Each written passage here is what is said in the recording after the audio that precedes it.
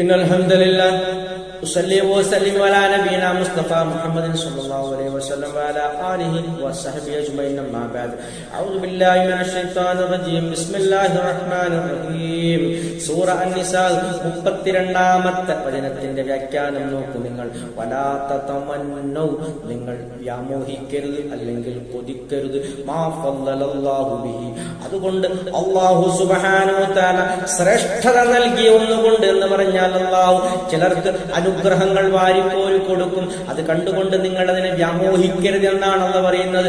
ബഅ്ദുക്കും, നിങ്ങളിൽ ചിലർ അലാ ബഅദിൻ, ചിലരെക്കാൾ നിങ്ങളിൽ നിന്നും ചിലർക്ക് ചിലരെക്കാൾ അല്ലാഹു സുബ്ഹാനഹു വ തആല നൽകിയ അനുഗ്രഹത്തെ കണ്ടുകൊണ്ട് അതിനെ നിങ്ങൾ വ്യാമോഹിക്കാൻ പാടില്ല. അതുപോലത്തത് എനിക്ക് ലഭിച്ചില്ലല്ലോ എന്നുള്ള നിരാശ പാടില്ല, അതിങ്ങനെ വ്യാമോഹം പാടില്ല, കൊതിക്കാൻ പാടില്ല എന്നാണ് അല്ലാഹു പറയുന്നത്. ഇത് അസൂയയുടെ ഒരു ഗണത്തിൽപ്പെട്ടതാകുന്നു. അതുകൊണ്ടാണ് അല്ലാഹു സുബ്ഹാനഹു വ തആല അതിനെ വിരോധിക്കുന്നത്. എന്നിട്ട് അല്ലാഹു പറയാണ്, ലരിജാലി നസീബും മിമ്മക്തസബു, ലരിജാലി പുരുഷനുണ്ട്, നസീബുൻ ഓഹരിയുണ്ട്, മിമ്മക്തസബു അവൻ സമ്പാദിച്ചതിൽ നിന്നും.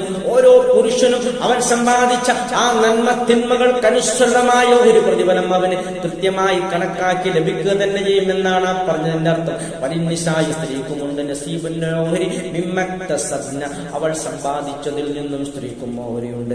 വസ്അലുല്ലാഹ മിൻ ഫളിഹി, അതുകൊണ്ട് നിങ്ങൾ ചെയ്യേണ്ട യഥാർത്ഥ മാർഗദർശനം എന്താണ്?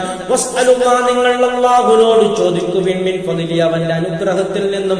അല്ലാഹുവിന്റെ അനുഗ്രഹത്തിൽ നിന്നും നിങ്ങൾ നിരന്തരം തേടിക്കൊണ്ടേയിരിക്കണം, അല്ലാഹുവിനോട് ചോദിച്ചുകൊണ്ടേയിരിക്കണം. ഒരിക്കലും അല്ലാഹു അല്ലാത്ത സൃഷ്ടികളെ ആശ്രയിക്കാനോ അവരോട് തേടാനോ പാടില്ല, അല്ലാഹുവിനോട് തേടണമെന്നാണ് വിശുദ്ധ ഖുർആൻ നമുക്ക് വിശദീകരിച്ചു തരുന്നത്. ഇന്നല്ലാഹ, നിശ്ചയം അല്ലാഹു സുബ്ഹാനഹു വ തആല കാന ബികുല്ലി ഷൈഇൻ അലീമാ, അല്ലാഹു സുബ്ഹാനഹു വ തആല എല്ലാ കാര്യവും അറിയുന്നവനാകുന്നു എന്നാണ് പറയുന്നത്.